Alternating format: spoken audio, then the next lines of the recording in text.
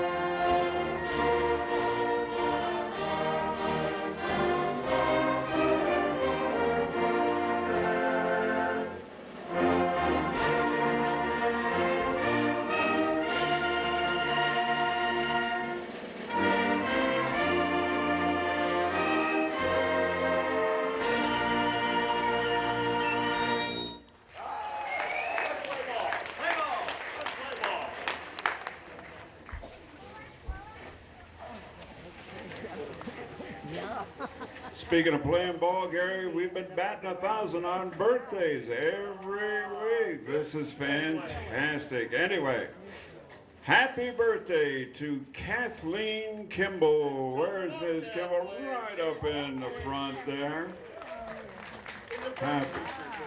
Happy birthday. We've got Amanda Rosebarsky. Where's Amanda? Amanda, are you here, sweetheart? Where's that cute blonde? She's hiding. And we have Robbie Jacobson in our trumpet section. There he is. Congratulations and happy birthday to you all. Let's honor him, Mr. Gillette. Let's do it.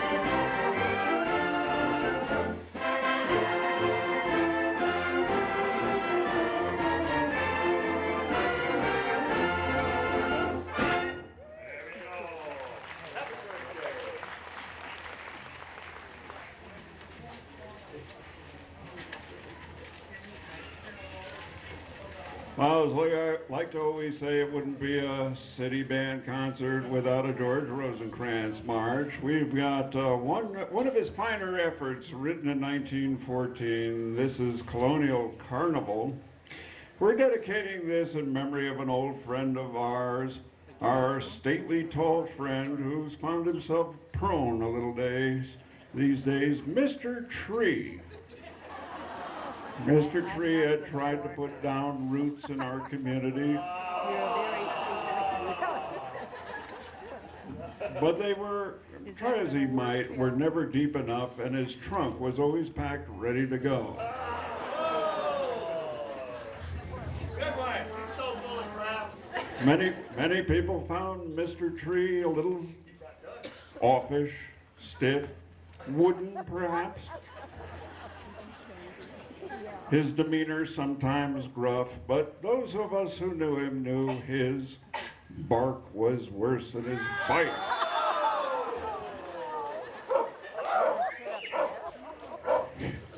A prominent member of our community, Mr. Tree branched out in many areas.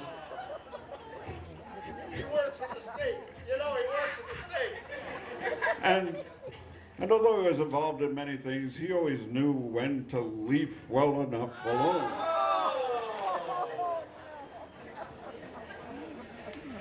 He's not done. Mr. Tree could be said to truly have died of natural causes. In this case, a severe case of the winds.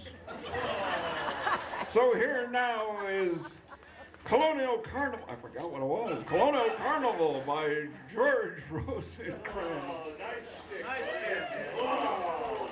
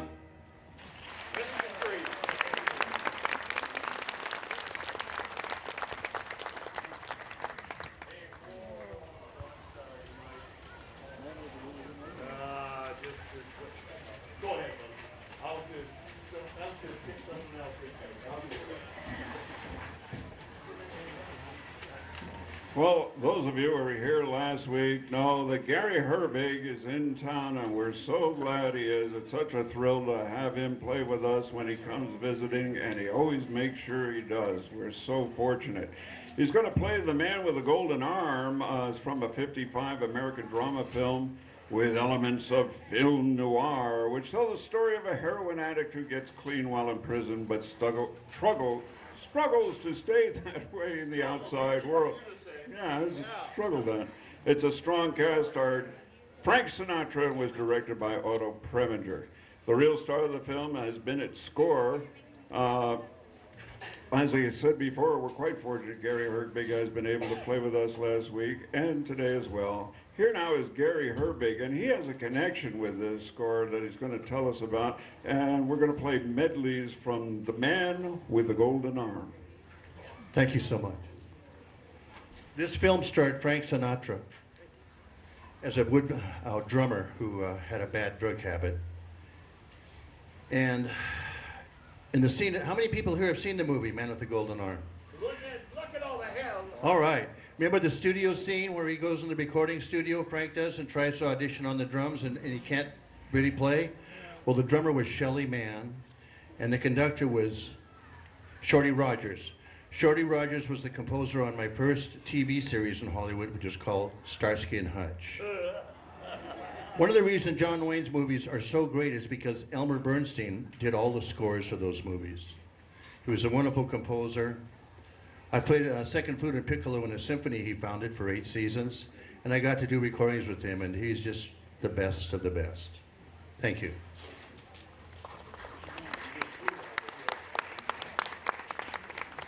Hey, and while Gary's getting his flute, we've got you all okay. There seems to be a barrier between us, but we'll make this work, kids. You'll notice that down front, LeGrand Harvey, who will be singing with us in a little bit, he's got CDs down here, and it would be acceptable for you to come up at any time and buy one from him. So don't let the formality. There's a very little formality going on here as usual. LeGrand's down here. Say hi, LeGrand. There he is. That gentleman's down here. Come buy a CD. And for the betting public, the numbers of musicians on stage tonight is 76. Trombones and the big. There was a wager going on. That's the spirit. There was a wager going on. Good. Swing it, honey. 1, 2, and 1, 2, here we are.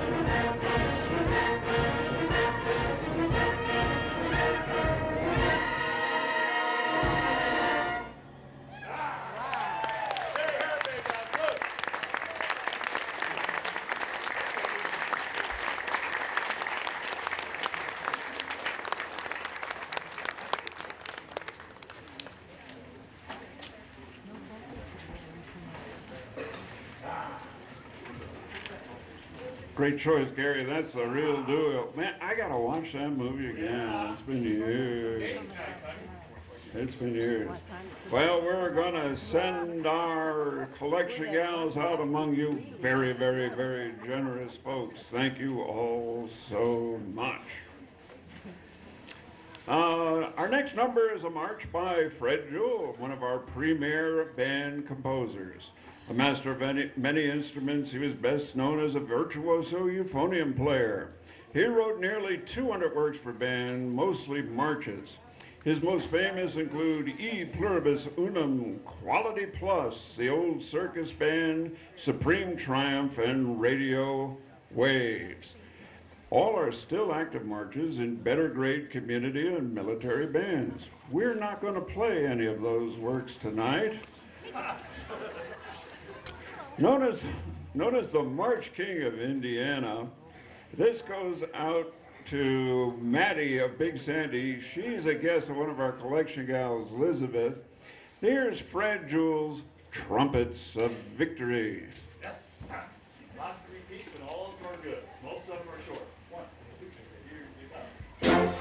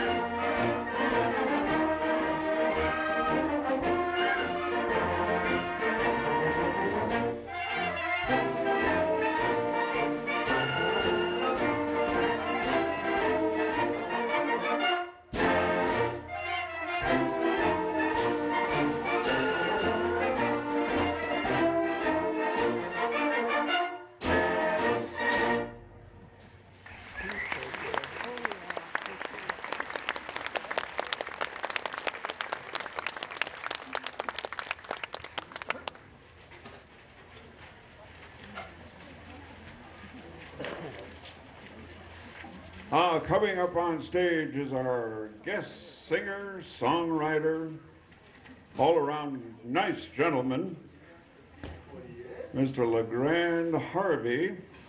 Over the course of the last 20 years, LeGrand Harvey has made a great impact on the music scene here in our great state of Montana. As the writer and composer of Montana's official state ballad, Montana Melody, Mr. LeGrand has traveled far and wide sharing his special brand of music with children and adults alike. Ladies and gentlemen, on stage now is Mr. LeGrand Harvey.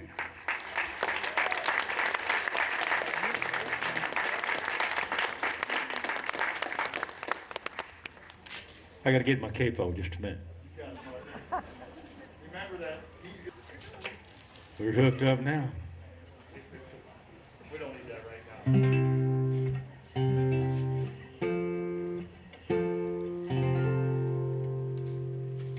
Are we ready to do this? Let's do it, cowboy. I'll follow you. We kind of got to rehearse this one time, so we're going to test you guys out. And we'll follow you. All right, here, go ahead.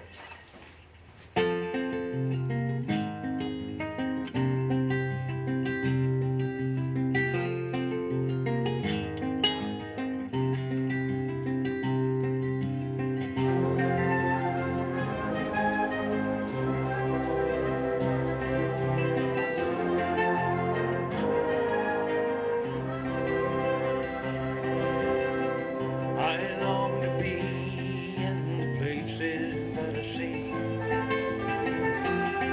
in the pictures of my dreams, where there's mountains full of trees, meadows carpeted in green, silent snowfall, little running streams, and black grass blooms in the springtime of the year.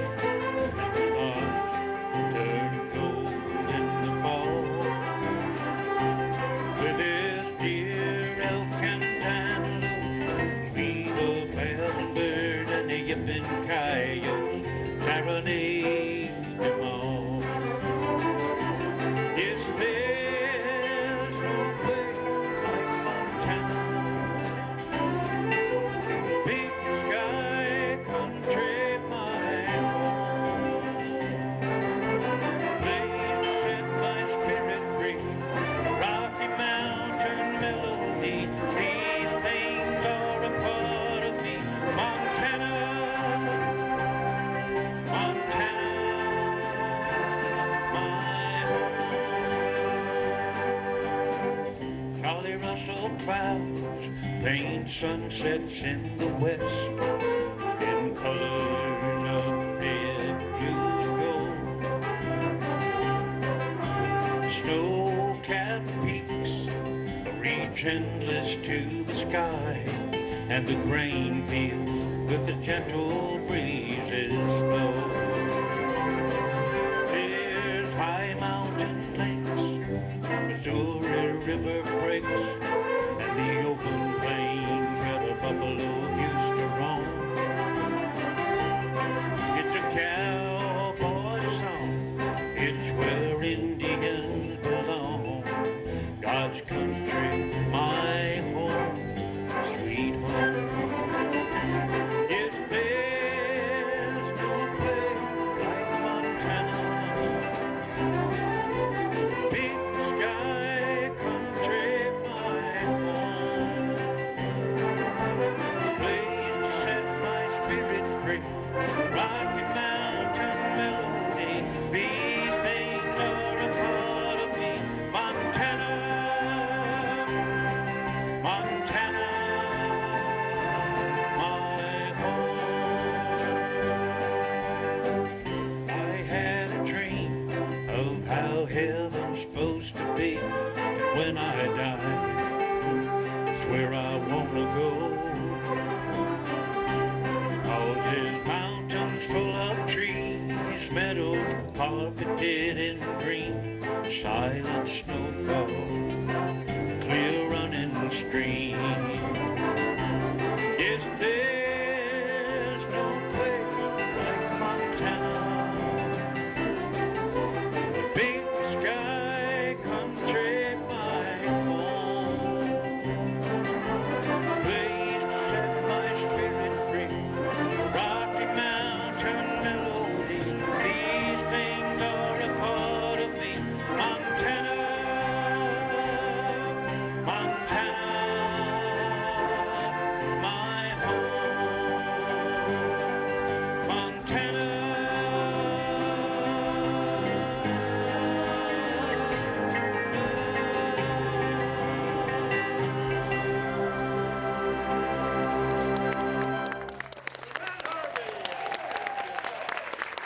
much.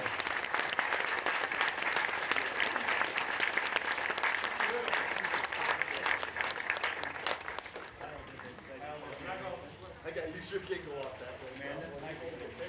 I piled in here, right? It's my fault. No, everything was fine to the ending. I screwed the ending up. That was all me. Hey, and the arrangement done by a fine tuba player back there, Kyle Gillette. Yes.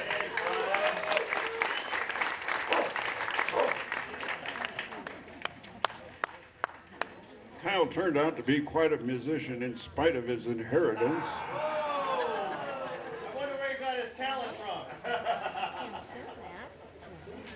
Great job. Thanks so much, LeGrand. It's so good to have you on stage. That's an official state ballad for the state of Montana. Montana melody.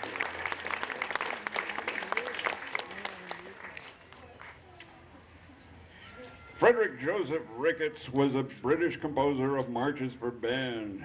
Under the pen name Kenneth J. Alford, he composed marches which are considered to be great examples of the art.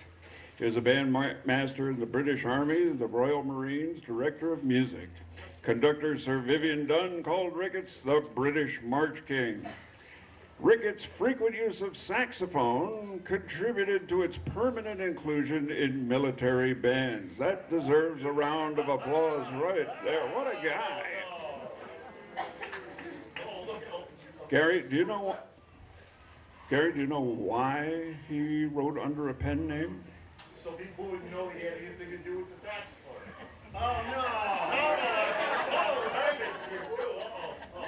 Because if you were an officer in the British Army at the time, you could have no other job. So it was sort of a nudge, nudge, wink, wink sort of thing, and he had to write under a different name. Well, of course, Ricketts was most famous for Colonel Bogey's March. You might be familiar with it from the bridge on the River Kwai. Well, we're not going to play that tonight. We're going to play the Midi March, written in 1916 to celebrate the naval battle of Jutland in World War I. Here's the Midi, as in Midshipman March.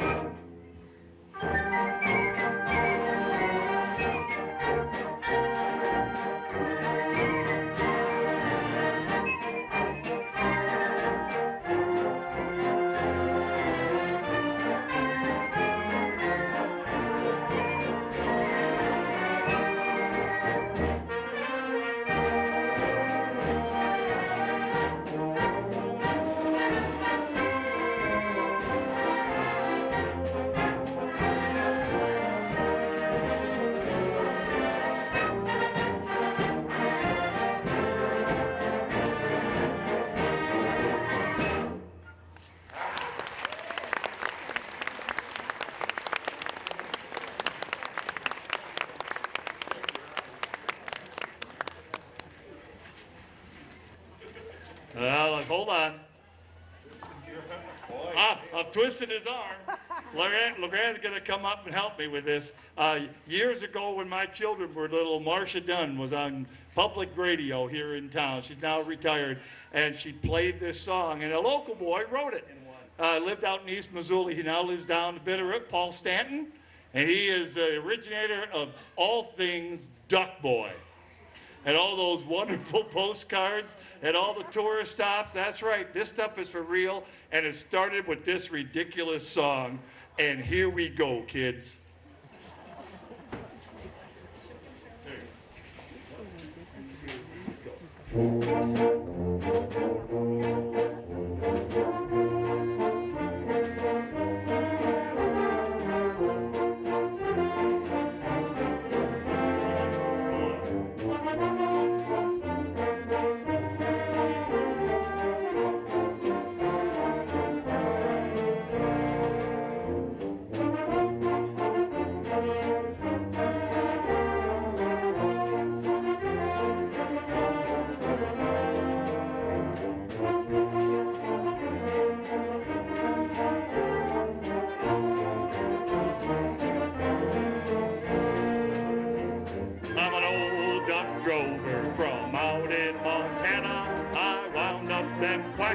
And I drive them along to a flooded corral where we bulldog and random and mosey on home just a singing the song.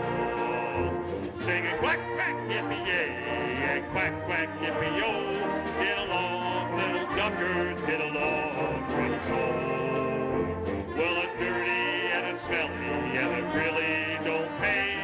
But I'll be a duck boy till the end of my day.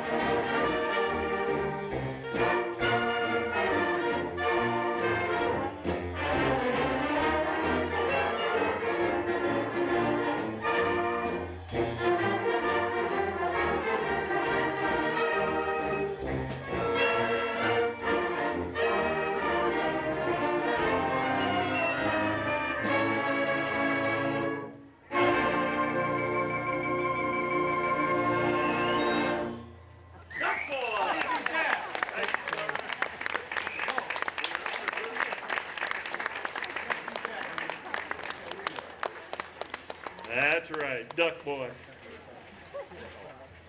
I'm sorry. No, you're not. Don't ever ask me to do that again. I was going to say, LeGrand, you're such a good sport. My gosh, we do want you to come back. Just talk to me. I'll make sure that doesn't happen again. I roped him into that. No rehearsal. That was great. Thanks again, LeGrand. Oh, we've got Mr. Herbig back, and now, if you've watched television at all, you've probably heard of The Simpsons, and Gary has a connection with the theme song, the opening song from The Simpsons. I believe he played on the soundtrack. Is that right, Gary? I've been doing The Simpsons for several decades. You know why The Simpsons just got renewed for their 28th season? Why? Because they don't have to deal with actors. The original alto sax player on The Simpsons was Dave Edwards. And you know him from the Lawrence Welk Show. I know everyone watched Lawrence Welk. That was Dave Edwards playing lead alto. Well, when they moved to Florida to work at Disney World, Orlando, I got to start playing on the show. And the composer is Alf Clausen, who went to the Berklee School of Music in Boston, which we call the Harvard of the music business. And he's from North Dakota, and he's full Norwegian. He's a great writer. Ja, for sure, you betcha. Oopta. So, the theme was written by Danny Elfman, who also went to the Berklee School of Music in Boston, which we call the Harvard of the music business. And he was the singer and leader of the techno rock band Oingo Boingo. Maybe some people here remember Oingo Boingo, the younger kids. So he wrote the theme. And every week when it's played, he gets a check in the mail. We call that mailbox money. Okay. You got it, man? Here we go.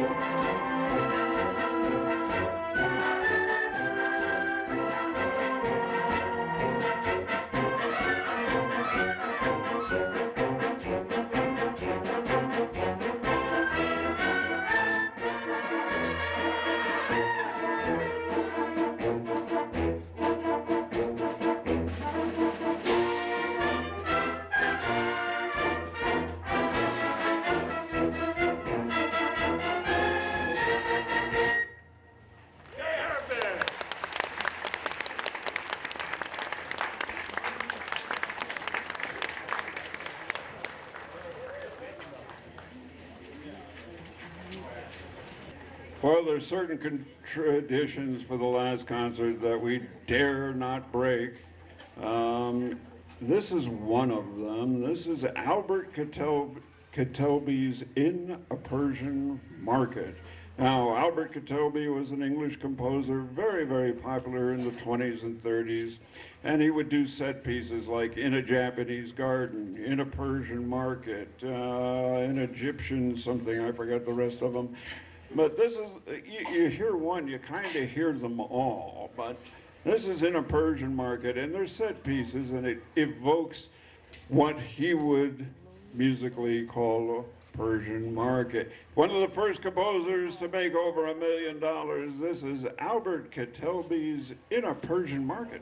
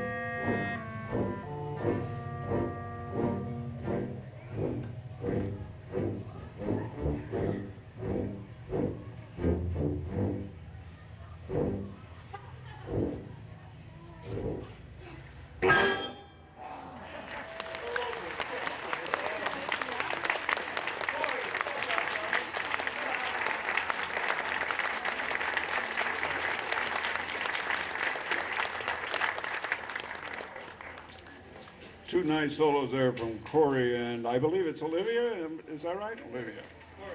Nice job. Lonely Bull or no? Yes? Yes, do it. Let's do it. Let's read it. All right? Just read the end.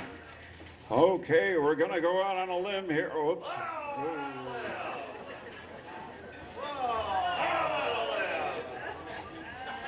Hey, once I get I knew you would say that. once I get a theme, I stick with it.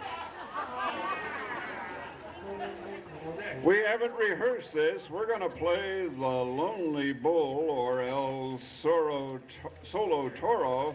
It's a song by Saul Lake, recorded by Herb Alpert and the Tijuana Brass, among others. The Herb Alpert single represents the first release on the famous A&M record label. We're doing this because at the fair today, what is it, Bullarama? Is that it? Bullarama. We got Bull here, too. That's right. Yeah. Kill that mic, please. Kill that mic. So here is The Lonely Bull. So take the repeat both times. And the last time around, just take the first setting and then the final one. Right? And if you just know the tune, just play it by ear. Starts on beat number 4 right there. The rest of it on the piano. 1, 2, 3.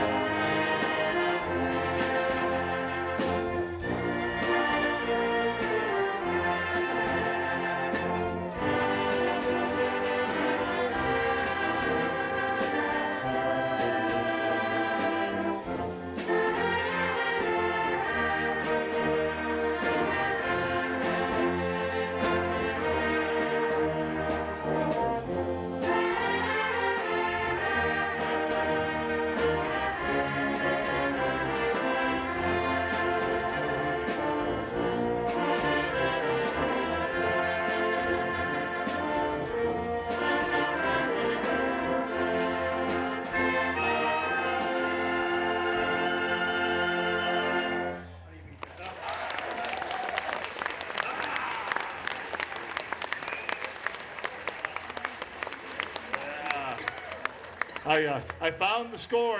We did not rehearse that on purpose, but just before our rehearsal, everything came tumbling down at 6:40 here in Missoula on Monday. I found the score of that under my desk in a different room. The wind had come up and blew my score off the podium, and someone after rehearsal said, "How come we're not playing that?" I don't know. So that's why. It wasn't just a test for the band.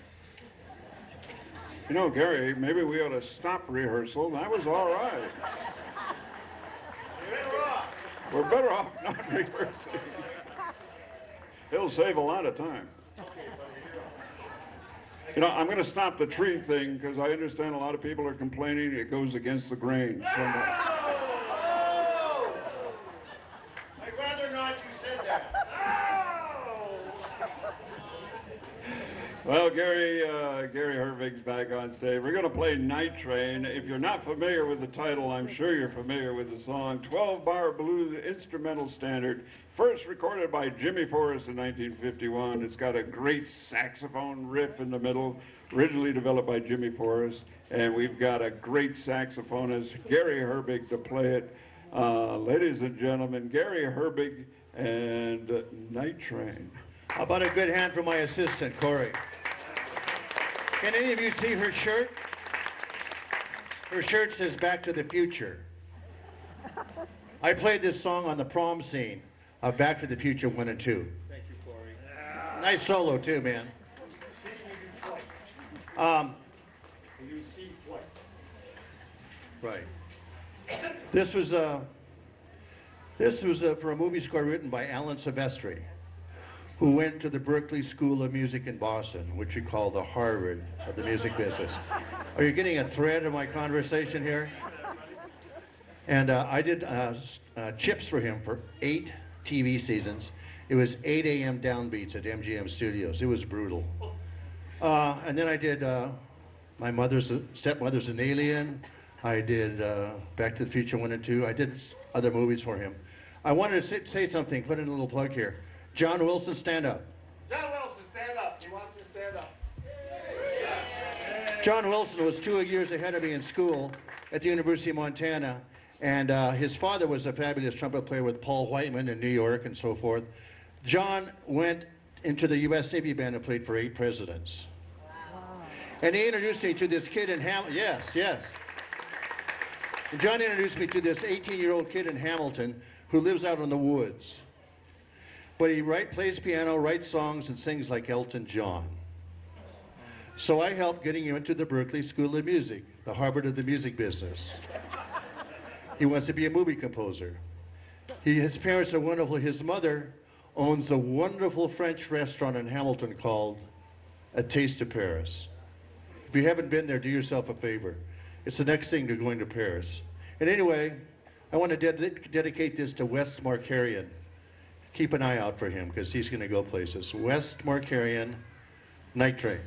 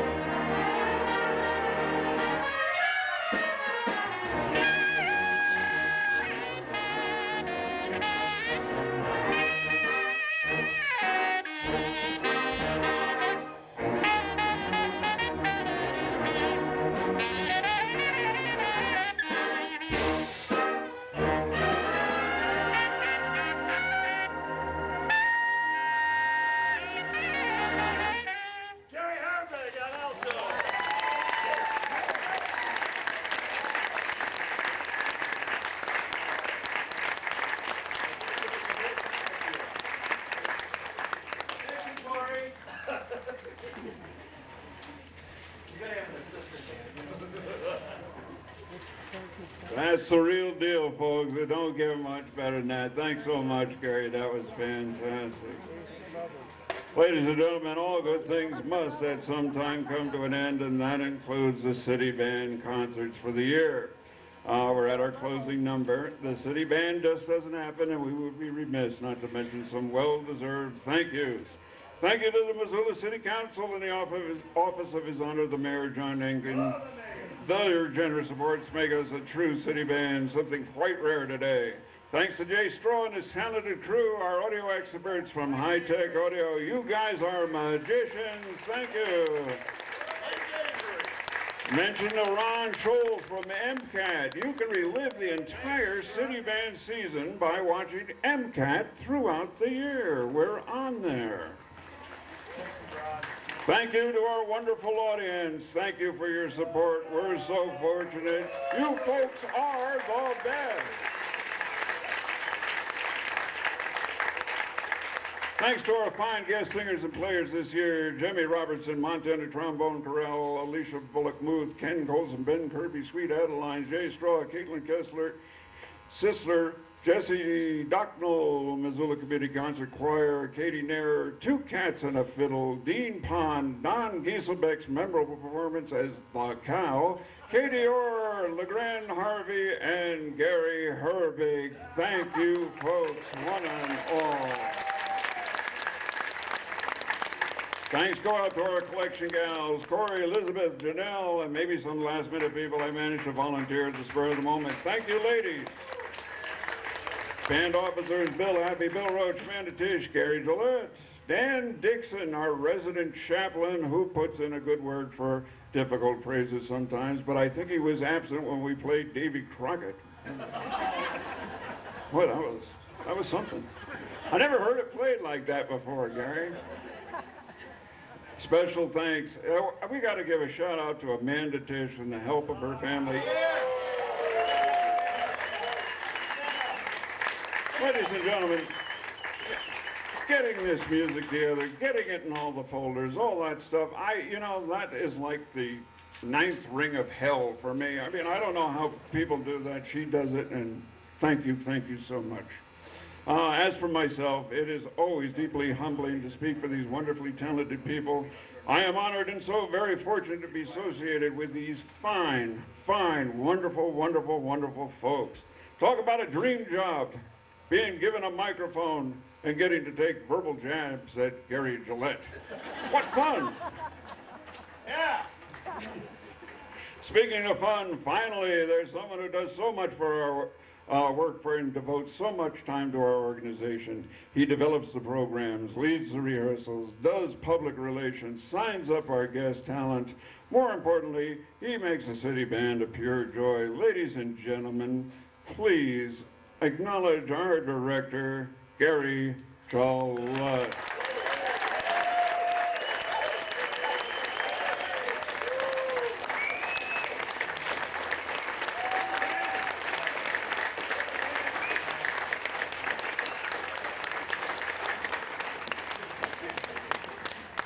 On behalf of Gary and the band, Bill Roach saying thanks for such a wonderful year. Please be safe, and we look forward to seeing you all next June. Now, we'll finish with something traditional. We've always done it with John Philip Sousa's Stars and Stripes Forever. Good night, everybody.